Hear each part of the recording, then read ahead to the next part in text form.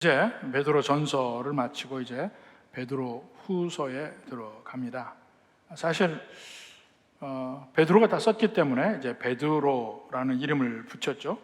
그러니까 바울 서신은 뭐 바울 전서, 바울 후서 이렇게 얘기 안 하고 받는 사람, 그 받는 교회나 받는 사람의 이름으로 주로 많이 썼고, 이제 바울 서신이 아닌 부분은 주로 이제 보내는 사람의 이름이 많이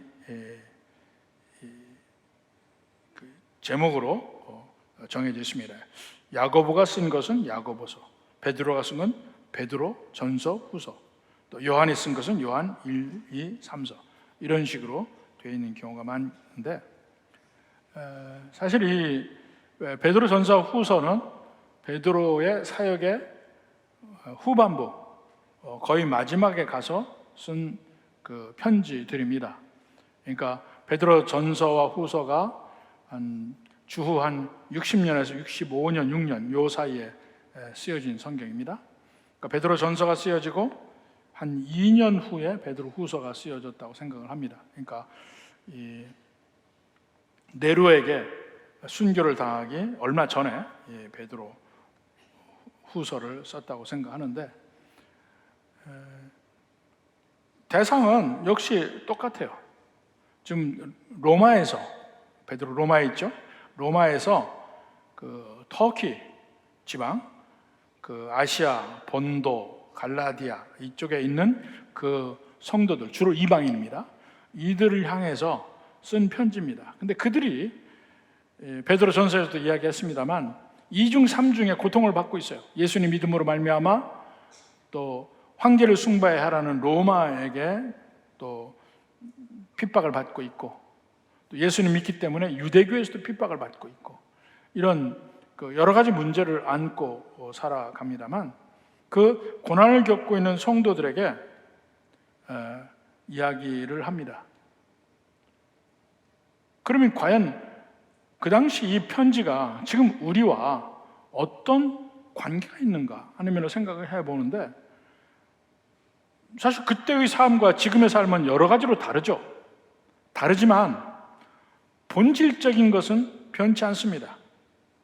우리가 경험하고 있는 수많은 문제들, 우리 그 환경들, 이 본질적인 면은 그때나 지금이나 거의 같아요.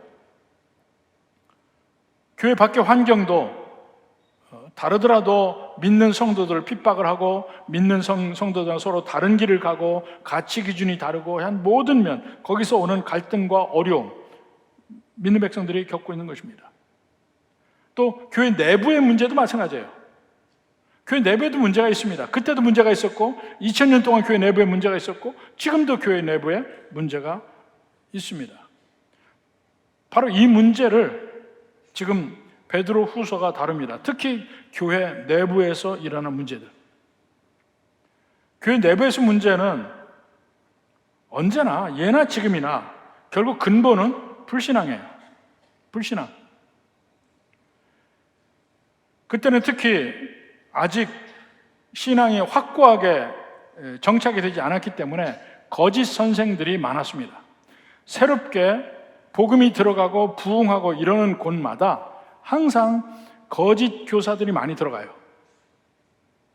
전에 한참 이 중국에 복음이 들어갈 때도 거짓된 이 믿음들이 많이 들어갔고, 지금 중앙아시아라든지 다른 곳에서도 거짓된 신앙이 자꾸 들어가서 문제를 일으키는 면이 있습니다. 근데 그때도 마찬가지예요. 근데 그 거짓 선생들이 이야기하는 것은 그들이 믿는 믿음의 근간을 흔드는 겁니다. 그 믿음의 근간이 뭐였냐면, 사도행전 보면 우리가 알 수 있잖아요. 십자가에 못 박혀 죽으신 예수님이 부활하셨다는 거야. 이게 가장 핵심적인 메시지였어요. 근데 그렇게 해서 수없이 많은 사람은 그때 예수님 믿고 막 교회가 부흥하고 했는데, 초대교회에 어떤 생각이 있었냐면, 이제 예수님이 조만간에 오실 거다. 다시 재림하실 거다. 이 믿음을 가지고 그때 열심히 신앙생활하고 기다리고 준비하고 있었는데 어느덧 이 베드로 전서 후서가 쓰여질 때 되면 예수님이 부활하시고 승천한 이후에 30여 년의 세월이 지났어요. 근데 기다리고 있는데 30년의 세월이 지났는데도 아무 일도 안 일어나는 거야. 그 당시 성도들은 이게 뭐지? 하는 생각을 할 때 거짓 선생들이 바로 그 주님의 약속, 다시 오시리라는 그 약속에 대한 의문을 제기합니다. 이렇게 시간이 흘렀는데도 안 오시지 않냐? 과연 그 약속을 믿을 수 있을까? 이렇게 얘기하기 시작한 거예요. 그때 이제 성도들이 흔들립니다. 진짜 예수님 안 오시니까 저게 진짜 맞나? 기다려야 되나? 아니면 이거 돌아서야 되나? 이렇게 생각하게 될 때 베드로가 이야기하는 겁니다. 너희가 믿는 믿음이 뭐냐? 너희가 지금 간직하고 있는 복음이 뭐냐? 이 본질적인 문제를 다시 한번 생각해 보자는 거야. 사실은 모든 예수 믿는 사람들은 이 본질의 면에서만 확신을 가지고 있어야 합니다. 우리가 제대로 믿느냐, 그리고 무엇을 믿느냐는 거야. 우리가 믿는 복음이 과연 무엇이고 그걸 내가 확실히 믿냐 하는 거예요. 모든 면에서 교회의 역사를 보면, 부흥할 때 보면 모든 사람이 애초에 믿는 사람들의 마음에서부터 부흥이 시작이 됩니다. 예전에 없었던 믿음에 대한 확신, 예전에 없었던 복음에 대한 확신, 열정, 이것이 있음으로써 부흥하기 시작하거든요. 참된 교회는 바로 이 구원에 관한 메시지를 가지고 있습니다. 그래서 이 구원에 관한 메시지가 각 성도에게, 그 교회 전체적으로 확신이 있다면 그것이 생명력이 있어서 이 세상 모두에게 빛을 발합니다. 영향력을 행사합니다. 이게 부흥의 가장 큰 요건이야. 그 외부 사람이 어떻든 그건 관계없어요. 출발점은 항상 우리가 확고하게 믿음에 거하고 있느냐, 그리고 우리가 믿는 믿음이 정확하냐, 이겁니다. 고린도전서 14장 8절에 봅시다. 거기 보면 만일 나팔이 분명하지 못한 소리를 내면 누가 전투를 준비하리요? 나팔 소리가 언제 납니까? 전쟁 시작은 나팔 소리가 납니다. 옛날에. 왜냐하면 전열이 양쪽으로 딱 대기하고 있어요. 그럼 전쟁 시작하면 한꺼번에 제 시간에 맞춰서 나 붙어야 되는데, 옛날에 시계가 있습니까? 뭐가 아무것도 없잖아요. 몇 시에 너는 어디 가라? 몇 시에 가라? 뭐 이런 걸 있어야 되는데 아무것도 없어요. 그것을 알리는 게 나팔 소리였어요. 진군이 시작할 때 나팔 소리가 나면 이 나팔 소리에 우리는 뭘 해야 된다. 이게 다 알아요. 그래서 전쟁을 시작을 합니다. 근데 나팔 소리가 났는지 안 났는지 모르면 어떻게 됩니까? 이제 전쟁은 혼란에 빠져요.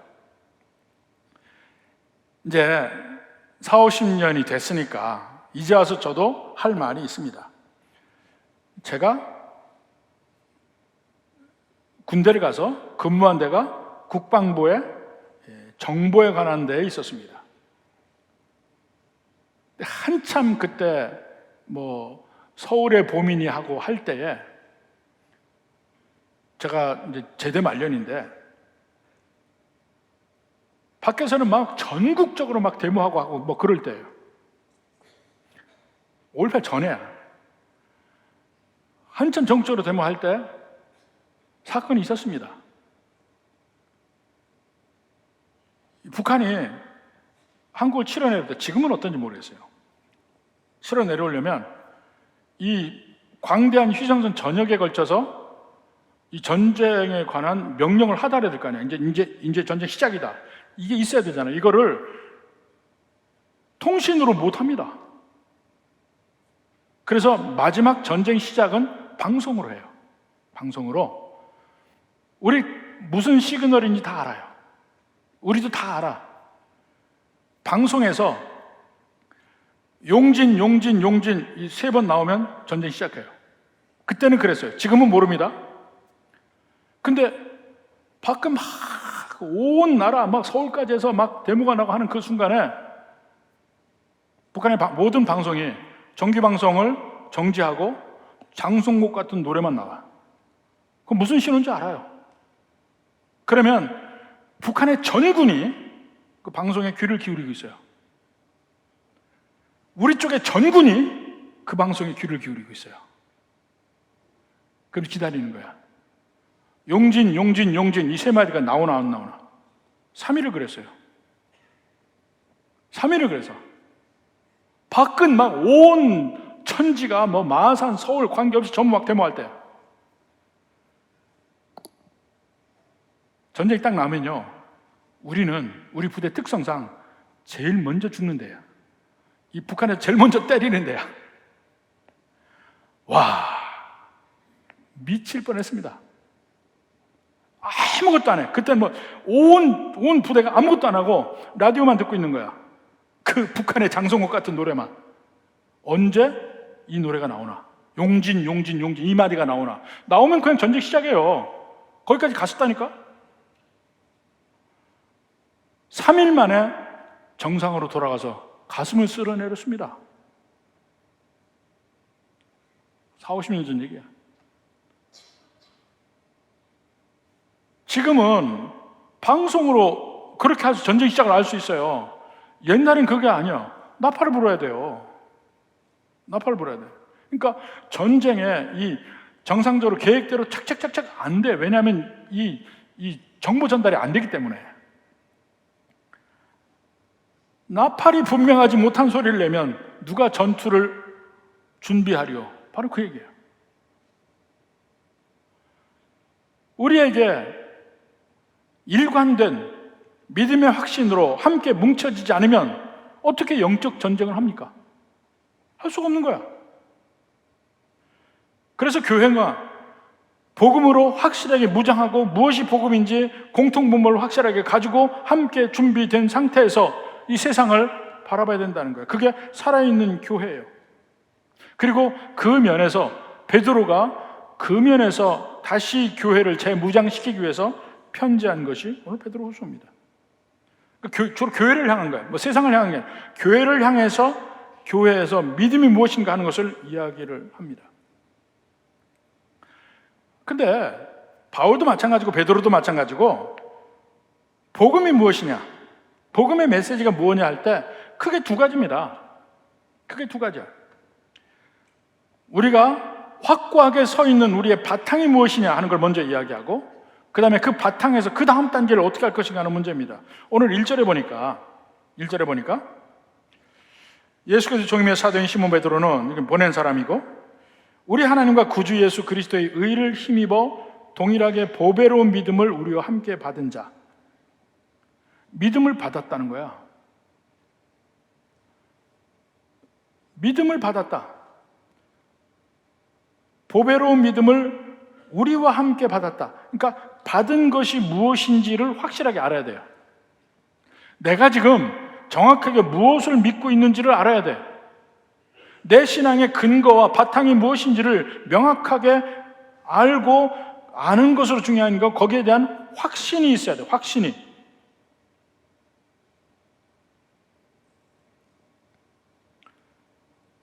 확신이 있어야 되고, 그 다음에는 거기서부터 그 확신의 근거에서 그 다음에는 성장해 나가야 돼. 더욱 자라나야 돼. 그것이 2절에 은혜와 평강이 너에게 더욱 많을지어다 라고 얘기해요. 많을지어다. 거기서 더 해가는 거예요. 더 성장해가는 거예요. 이 베드로서 제일 마지막에 3장 18절에도 같은 말 합니다. 오직 우리 주 곧 구주 예수 그리스도의 은혜와 그를 아는 지식에서 자라가라. 더 확신에 근거하고 자라가야 돼요. 그러니까 자라가라는 것은 그 뒤에 정확한 방법을 쭉쭉 얘기하고, 제일 먼저 확신에 근거한다는 면을 한번 얘기를 하려고 합니다. 사실 우리는 같이 우리가 다 예수님 믿는다고 하지만 그 예수님을 믿는 믿음의 확신의 정도는 다 달라요. 다 다른데 다른 만큼 행동이 나옵니다. 삶이 나오고. 100% 다 확신하는 거 아니에요? 여러분의 확신의 정도를 얼마나 어떻게 할 수 있는 줄 아세요? 한 50% 정도 확신이 있어요. 그럴 것도 같아. 근데 아닐 수도 있어. 이 50%의 확신이면 어떻게 행동할 것 같아요? 교회도 나오다 말다 나오다 말다 그래요. 교회는 다녀야지. 다녀요. 그러다가 다른 일이 있으면 얼마든지 안 나와. 50% 다닌다니까? 확신이 한 80%면 80% 나와요. 우리가 임직자를 선정할 때 모든 기록을 봅니다. 주일 예배 출석하느냐, 전일 예배 출석하느냐, 수예배 출석하느냐, 다 새벽 예배 하느냐, 다 봐요. 기록을 봐요. 또 뭐 보는 줄 아세요? 헌금 생활 봅니다. 11조 제대로 하느냐, 감사헌금 하느냐, 절경금 하느냐, 성경금 하느냐, 다 데이터를 모아서 봅니다. 그럼 보세요. 11조 100조가 있으면 누구는 100번 해요. 오히려 어떤 사람은 120번 하는 사람도 있어요. 근데 그 중에서 10번 한 사람이 있어요. 20번 한 사람이 있어요. 우리가 어떻게 판단할 것 같아요? 확신의 정도가 그 정도라고 생각해요. 돈은 거짓말 안 해요. 여러분의 신앙생활에서 물질은 절대로 거짓말 안 한다니까? 거기에 근거해서 우리가 봅니다. 헌신의 정도도 봐요. 어떻게 헌신하는가? 거기에 보면 여러분의 신앙을 계량적으로 측정할 수 있어요. 똑같아요. 얼마나 확신하느냐에 따라서 그 헌신의 정도도 달라진다니까요. 100% 확신하는 사람은 절대로 주일 예배를 빠질 수가 없어요. 100% 헌신하는 사람은 11조 빼먹을 수도 없어. 하나님 거라도 확신이 있는데 어떻게 빼먹어요? 확신에 따라 달라. 얼마나 확신하느냐, 이게 얼마나 중요하냐면 모든 생명력이 거기에 달려 있거든요. 예수님이 온 세상을 구원하러 오셨어요. 온 세상을 구원하러 오셨는데 그 중에 12명에게만 집중합니다. 왜 그럴까요? 온 세상을 구원하러 오셨으면 사람 수를 늘려야지. 근데 안 그랬어요. 12명에게만 집중합니다. 집중하는 이유가 뭡니까? 그들의 심령 속에 100% 확신을 원해요. 그 100% 확신이 결국 나가서 100배, 60배, 30배 열매를 맺거든. 그들이 전하는 그 속에 또 그 사람이 확신을 가지고 100배, 60배, 30배 열매를 맺거든. 그래서 지금 그 12명의 힘은 100%의 확신이 온 세계를 지금 전도한 거고 우리까지 믿게 된 거야. 지금 얼마나 많이 모이느냐 그게 문제가 아니고 그 속에 이러한 복음의 확신이 있는 사람이 몇이 되느냐 그게 더 중요한 거예요.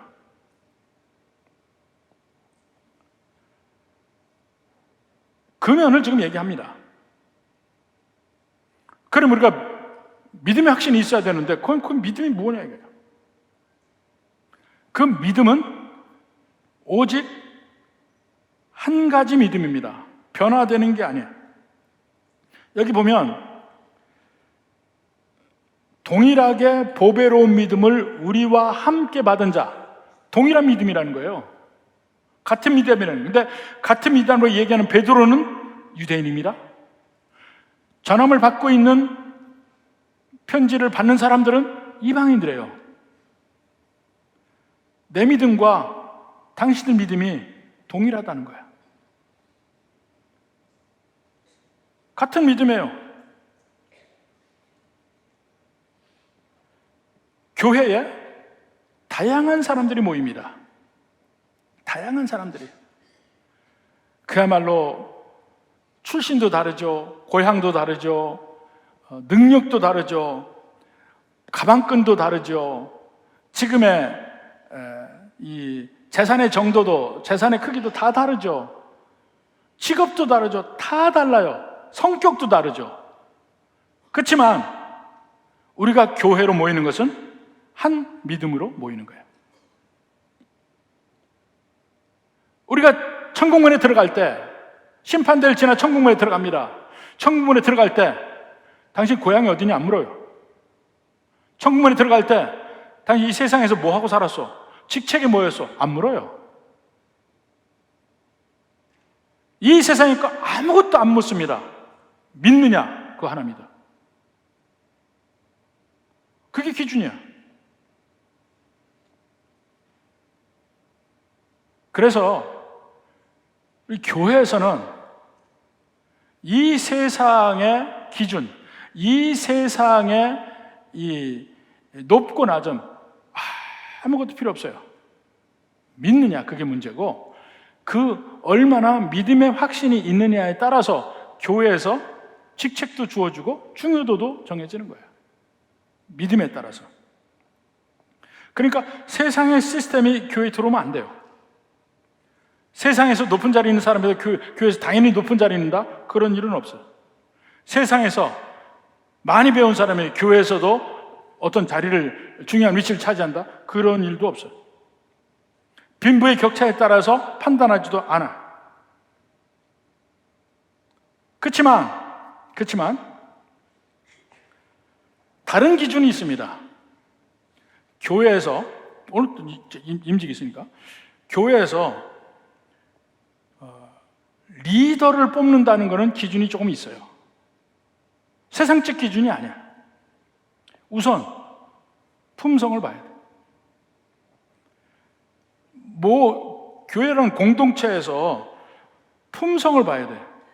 다른 사람과 공감할 수 있는 공감력이 있는가 굉장히 중요해요. 서로 인간적인 면에서 공감할 수 있는가, 이 공감 능력이 떨어지는 사람이 있어요. 그런 사람을 리더가 되면 안 돼. 자기 객관화가 안 돼 있는 사람들도 많아요. 예수 믿지만 나만 잘난 것 같아, 다른 사람은 다 못되고. 그런 사람이 리더가 되면 어떻게 됩니까? 공감력이 없어요. 그리고 다른 사람에게 선한 영향력을 끼칠 수 있는 지도력도 필요해요.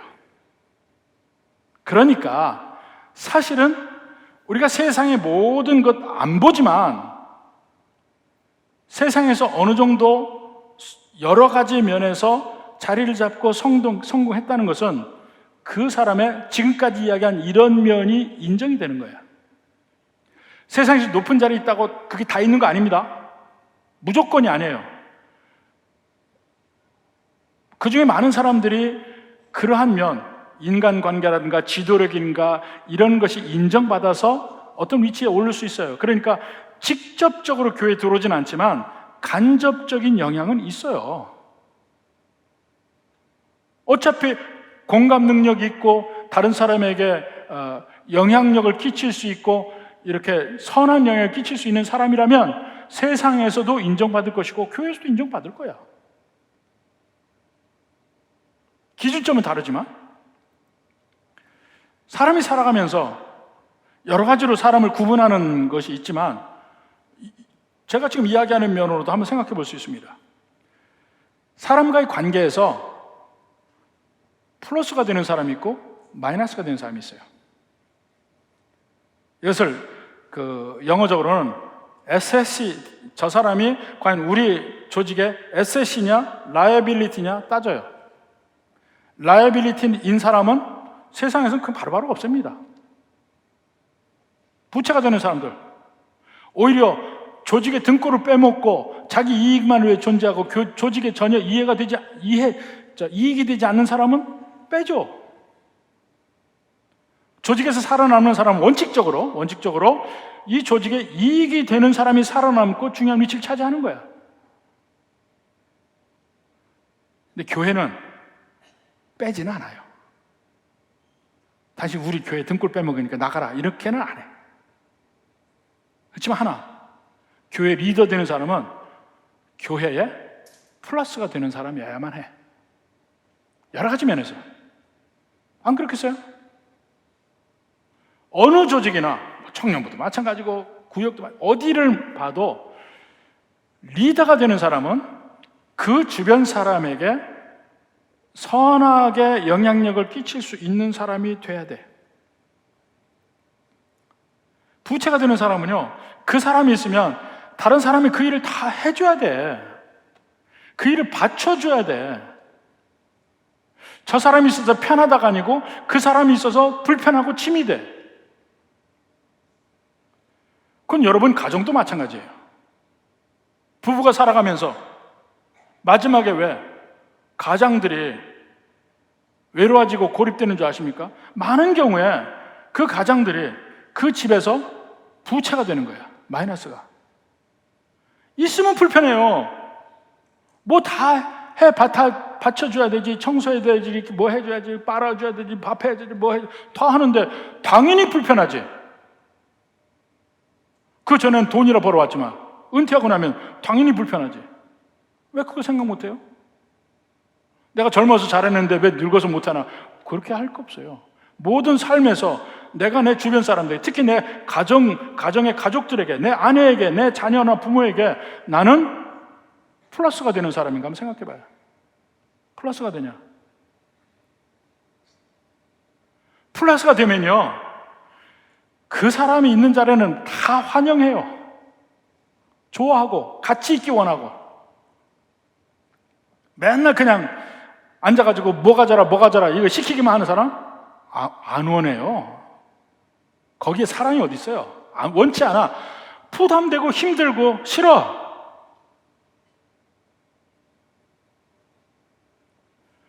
가정도 마찬가지고 어떤 조직이나 교회도 마찬가지예요. 있으면 피곤한 사람들이 있어요. 자꾸 뭘 어떻게 해줘야 돼. 저도 위치상 그럴 가능성이 많기 때문에 저도 되게 조심해야 돼요. 없었으면 좋겠다 하고 그런 눈치가 있나 없나 저는 굉장히 눈치를 봅니다. 그럼 딱 분위기를 느끼면 빨리 빠져줘야 돼. 그렇게 될 수 있는 대로 플러스가 되는 어떤 행동을 하려고 노력해요. 그래서 제가 슬슬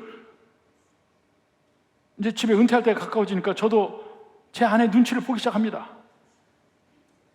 몇 년 전부터 제가 새로 시작한 게 있어요. 설거지는 제가 합니다. 설거지는 내 일이야. 도와준다는 개념이 아니라 오히려 제 아내가 설거지를 하면 저를 도와주는 거야. 하나씩 제가 할 수 있는 거는 제가 받아서 하려고 해요. 또 조금씩 제가 이제 조깅하고 운동을 하니까 이 땀찬 옷들이 생기잖아요. 살살 이제 그거는 제가 빨기 시작해요. 운동 갔다 오면 바로 빨아. 될 수 있는 대로 제 아내에게 제가 짐이 되기를 원치 않아. 짐이 되기 원치 않아. 여기 회개해야 될 남편들 많아. 아내도 마찬가지예요. 아내도 과연 내가 필요한 사람인가? 필요한 사람이 돼줘야 돼요. 가정도 마찬가지고 교회에서도 마찬가지예요. 사람들이 나를 필요로 하는가? 내가 좀 더 다른 사람에게 헌신을 하는 면이 보여줘야 되는 거예요. 거기에 따라서 리더가 되고 안 되고 그 기준을 제대로 잡으려고 노력을 합니다. 역시 인간이 하기 때문에 다는 아니지만 적어도 그 기준으로 우리 교회 리더가 뽑혔으면 좋겠어요. 그리고 그런 면에 참 준비된 사람이라 할지라도 어떤 때는 다 뽑지 못하는 수도 있어요. 왜냐하면 교회에서는 어느 정도 그 명수의 균형이 이루어져야 되잖아요. 그래서 다 뽑지 못하는 수도 있습니다. 그것도 이해를 할 수 있어야 돼요. 그래서 믿음으로는 누구나 다 평등하다. 그 배경이나 심지어는 성격도 안 봐요. 믿음 안에서는 포용합니다, 교회에서. 그러나 리더는 달라. 리더는 공동체를 위해서 그래도 어떤 크고 작은 모임에서 플러스가 되는 사람이 리더가 되어야 되는 거예요. 네, 그 원칙 지킵니다. 근데 믿음은 하나이고 우리가 한 믿음 안에 있고 그 한 믿음은 사도들이 가졌던 믿음이에요. 사도들이 여기 뭐라 합니까? 보배로운 믿음, 동일하게 보배로운 믿음을 우리와 함께 받은 자를 했잖아요. 베드로 우리예요. 우리와 함께 받았다. 베드로의 믿음과 같다는 거예요. 2000년 이후에 우리의 믿음도 베드로의 믿음과 같아야 돼요. 여기서 벗어나면 안 돼. 동일해야 돼. 에베소서 2장 20절에 보면 너희는 사도들과 선지자들의 터 위에 세우심을 입은 자라. 그리스도 예수께서 친히 모퉁이 돌이 되셨느니라. 교회를 건물로 비유하고 있는데 제일 먼저 첫 번째 돌, 모퉁이 돌, 코너스톤은 예수님이에요. 근데 사도와 선지자는 기초예요, 기초. 근데 사도와 선지자의 터 위에 세우심을 입었다는 의미가 뭘까요? 선지자들은 구약 성경의 저자들이야. 사도들은 신약 성경의 저자들이에요. 그러니까 신약 성경의 정경성, 어느 것이 제대로 성경이니 아니냐를 따질 때 사도성이 있느냐 아니냐를 따져요. 사도가 적은 거냐? 사도의 믿음이 들어가느냐? 아니냐? 그걸 가지고 따집니다. 그리고 그 사도의 믿음을 우리가 계승하는 거예요. 그 믿음이 2000년이 지난 지금도 똑같아요. 그 2000년 동안 다른 모든 것은 엄청나게 변했습니다. 정부 형태도 변하고 왕국에서 제국에서 별의별 거 다 변해. 민주국가 지금도 여러 정치 형태 있지만 다 변하는 거예요. 교육 시스템도 다 변해. 문화도 다 변해. 다 변해. 근데 변치 않는 유일한 걸 사도들의 믿음의 특징은 그대로 가지고 가야 됩니다.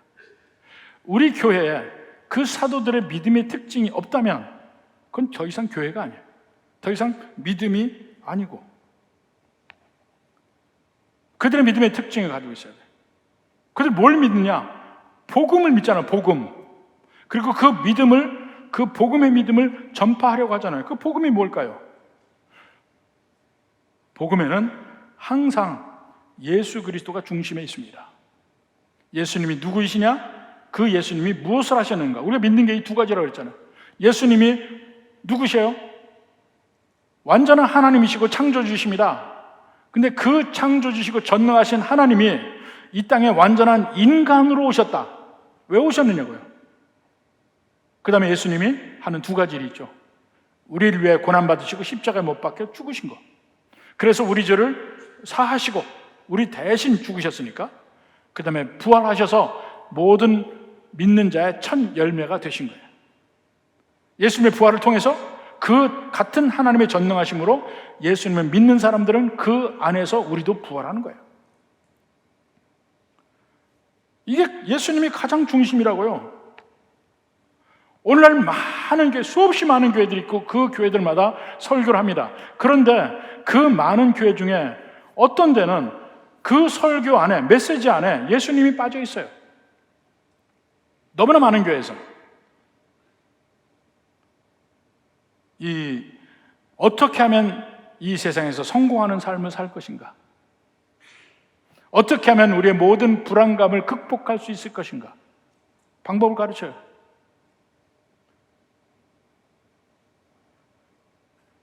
그러면서 거기에 핵심에는 예수님이 빠져 있습니다. 제가 미국에서 목회하는 걸 7년을 목회했는데 그 기간 동안은 제가 참 여러모로 성장할 수 있는 기회이기도 했는데, 그때 주일날 저녁이 되면 미국 전역에 거의 모든 방송, 그러니까 ABC, CBS, NBC 이런 전국 방송을 빼놓고는 모든 방송에서 예배를 방영합니다. 예배를. 그러면 미국의 유명한 목사님들 설교를 시간대별로 다 들을 수 있어요. 어느 목사님은 1시간 예배, 어느 목사님은 30분 예배 이러면서 내내 주일날 내내 합니다. 그러면 이제 저녁에 그걸 봐요. 야, 여러분, 제가 좋아하는 목사님들이 있었어요. 그 목사님들 예배를 쭉 도는데 정말 다 은혜로운 설교를 하는데, 그 중에 하나, 참 저분은 정말 의심스럽다 하는 분이 있었습니다. 그 LA의 수정교회 로버트 슐러 목사님이 하는 예배, 거기는 아무리 봐도 거기 예수님이 별로 없어요. 아무리 봐도. 다 여러모로 다르긴 하지만 언제나 은혜로운 목사님들 설교의 중심에는 예수님이 있어요. 근데 교단적으로도 많이 틀립니다. 자유주의가 팽배한 교단의 그 교회들을 가면 여러 가지 좋은 얘기를 하는데 예수님이 빠져 있어요. 기본적으로 우리 교단의 교회는 설교를 잘하는 분도 있고 못하는 분도 있고 재미없는 설교도 있고 다 있지만 기본적으로 하나는 확실해요. 거의 대부분이 예수님이 중심에 있어요. 그게 중요한 겁니다.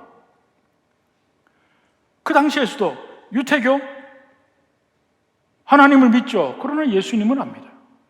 이슬람교 하나님을 믿죠. 알라라는 하나님을 믿어. 근데 예수님은 빠져요. 예수님은 선지자일 뿐이야. 예수님이 구세주라는 걸 믿는 애가요. 우리 본문 1절에 보면 예수의 종이서부터 베드로는 우리 하나님과 구세주야, Savior, 구세주 예수 그리스도의 의를 힘입어. 예수님 믿는 거예요. 구약의 율법은 이대로 하면 의로울 수 있다. 근데 실제로 해보니까 그대로 할 수 없어요. 불가능해. 그 절망 중에 예수님이 또 다른 의를 보여주십니다. 그게 예수 그리스도 안에 있는 의. 그러면 너희들이 이 예수님을 믿어라. 예수님이 대신 모든 율법을 지키고 모든 너희들의 죄를 다 안고 십자가에 가서 죽으니까 그 예수님 믿으면 대신 그것을 의로 여기리라.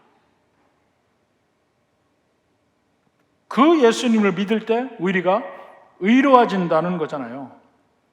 의로워진다는 의미가 뭘까? 의로워진다는 얘기가 뭘까? 여기 보면 보배로운 믿음이라고 그랬죠? 보배로운 믿음. 믿음이 보배와 같은 거야. 보배는 어떤 겁니까? 정말 가치가 있어서 절대로 없으면 못 사는 거야. 우리가 꼭 지켜야 되는 거야. 근데 그 보배는요, 사실은 진짜 보배는 너무 값이 커서 값을 매길 수가 없어요.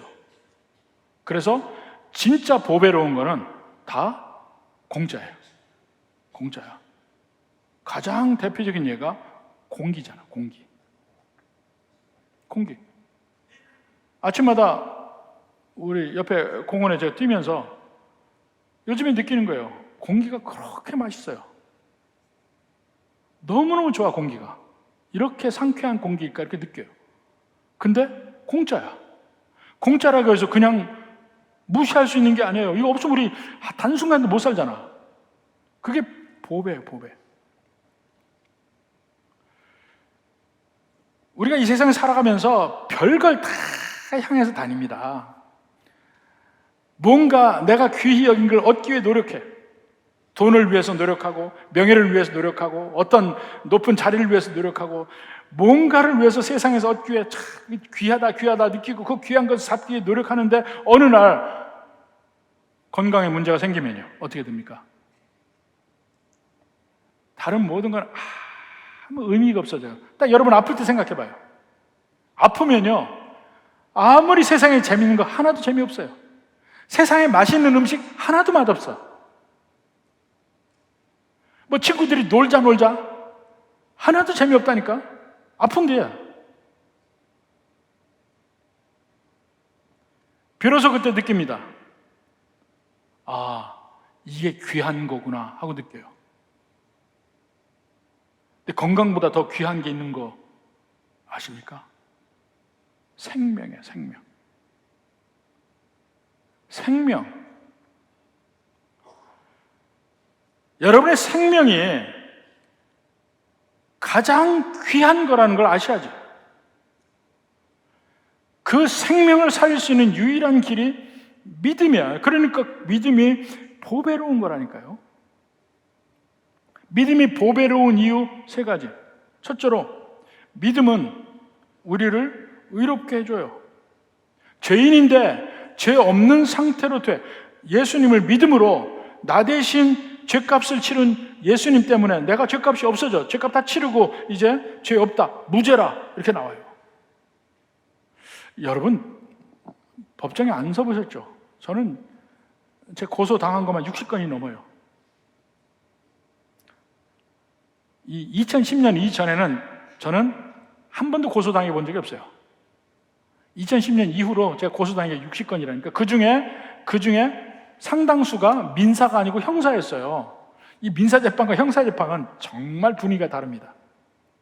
형사재판은요, 아무리 내가 죄 없다고 확신을 해도 판결 내릴 때까지는 부담스럽습니다. 불안해요. 판결 내릴 때까지 불안해. 잘못하면 감옥 가잖아요. 그런데 법정에서 딱 판사가 무죄라는 판결을 내릴 때의 그 홀가분한 마음, 짐을 벗는 마음, 이게 얼마나 큰지 아십니까? 근데 사실 그때 죄 있다 해도 그렇게 크게 받을 것도 아니야. 그런데 마음이 무겁다니까? 그런데 우리 사냐 죽으냐 생명을 결정하는 판결에서 무죄라는 걸 받을 때 그 기분은 어떻겠어요? 그걸 확신하는 것이 보배로운 믿음이라니까요. 예수님 때문에, 예수님에 의해서 하나님이 나를 살리시는 것, 거기에 대한 확신을 갖는 것, 그게 믿음이야. 그러니까 그 믿음이 얼마나 보배로운 거니까, 생명에 관한 문제니까 더 이상 불안하지 않아. 마음의 평안이 있어요. 또 이 믿음은 두 번째로, 예수 믿는 모든 사람의 심령 속에 성령이 계셔서 이제 내 삶을 자꾸 주관하셔요.